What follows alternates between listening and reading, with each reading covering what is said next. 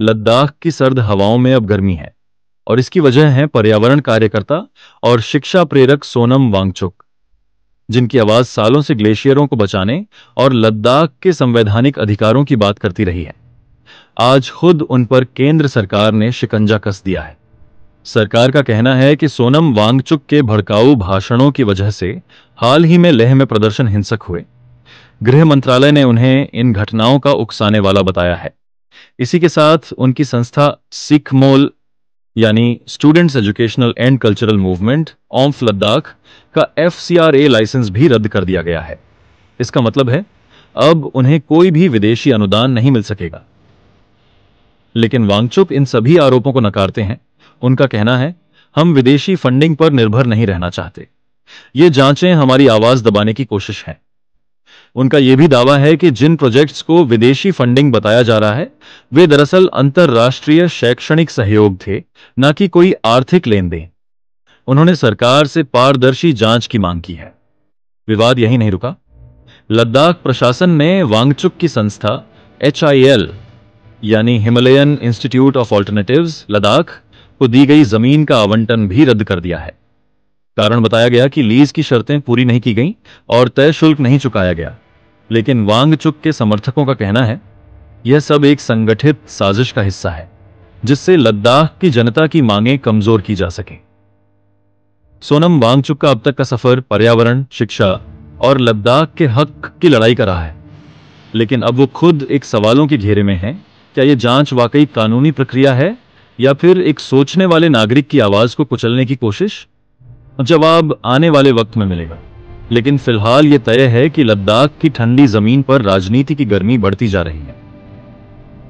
आप इस मुद्दे पर क्या सोचते हैं?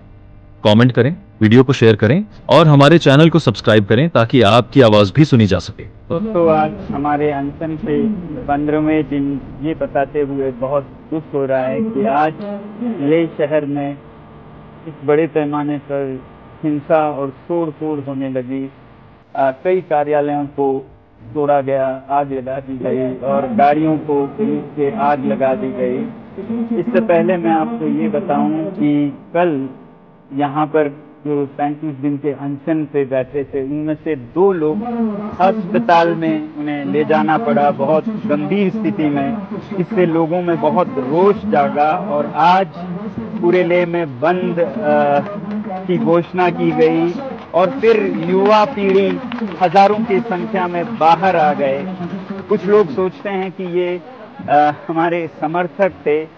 मैं कहूँगा हमारे समर्थक से ज़्यादा, हालांकि समर्थक पूरा लद्दाख है इस मुद्दे पर लद्दाख के, मगर ये युवा पीढ़ी का बड़ा था, एक तरह का जेन-ज़ी रेवोल्यूशन जो कि उनको सड़कों पे लाया। 5 सालों से वो बेरोजगार हैं।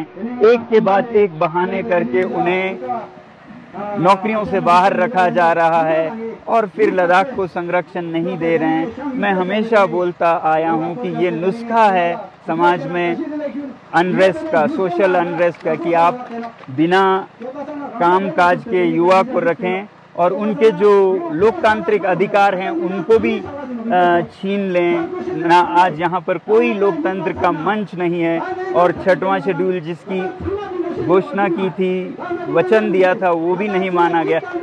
फिलहाल मैं इनमें नहीं जाना चाहूँगा। मैं अपील करता हूँ लद्दाख के युवा पीढ़ी से कि वो जो भी हो इस रास्ते पर न चलें, हिंसा के रास्ते पर। ये मेरे 5 साल के कोशिशों को नाकाम कर देता है। अगर हम इतने सालों से अनशन कर रहे हैं, शांति से पदयात्रा कर रहे हैं और फिर अंत में अगर हिंसा कर बैठे तो ये हमारा रास्ता नहीं है। इसलिए मैं फिर युवा पीढ़ी से हाथ जोड़कर विनती करता हूं कि हम शांति के ही रास्ते से सरकार को कहें और सरकार भी, मैं चाहता हूं कि शांति के संदेश को सुने। जब वो शांति को अनसुनी कर दें, 1 बार अनशन, 2 बार अनशन, 5 बार तक अनशन करे कोई, लेह से दिल्ली तक पैदल चले आए शांति से और उसका भी कोई अनसुना कर दे तो फिर इस तरह के हालात आते हैं। इस समय मैं सरकार से कहूँगा कि वो संवेदनशील हो लद्दाख के बारे में और युवा पीढ़ी से कहूँगा कि वो शांति के रास्ते पे चले। मैं पूरे देश से ये बताना चाहता हूँ कि ये रास्ता मेरा दिखाया हुआ नहीं है, ये उनके बड़ास का एक परिणाम है, मगर ये बड़ास निकालने का समय नहीं है। शांति से, ठंडे दिमाग से सरकार के साथ वार्तालाप करने का समय है। आज बस इतना ही, अभी बस इतना ही। बहुत बहुत धन्यवाद। जय हिंद।